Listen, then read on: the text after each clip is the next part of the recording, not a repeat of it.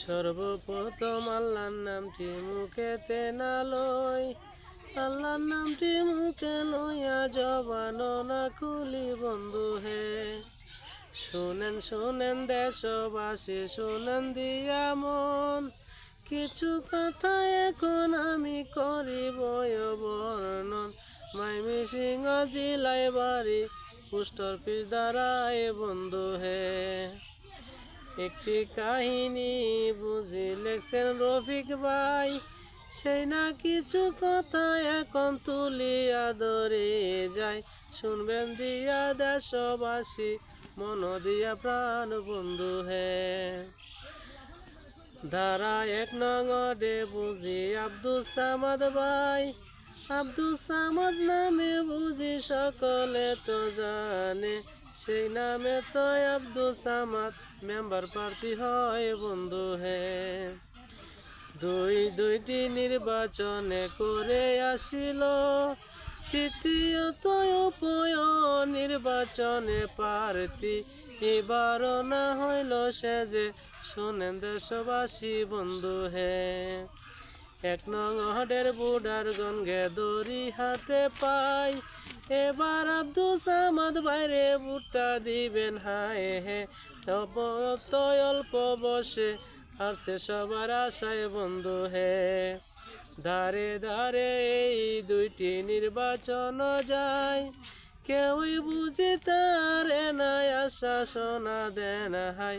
আপনাদেরই আশা এসে ঘুরে ঘুরে যায় বন্ধু হে। এই নাই আসছে নির্বাচনে সকলে দয়া করে, বুঝি বুটি বুঝি একবার দিয়া দেন না বুঝি তার মনের আশা পূর্ণ কইরা বন্ধু হে। ভালো করলে আগামীতে চাইবেন আবার, তাহার মতো মেম্বারে তো 1 নং ওয়ার্ডে চায় হে।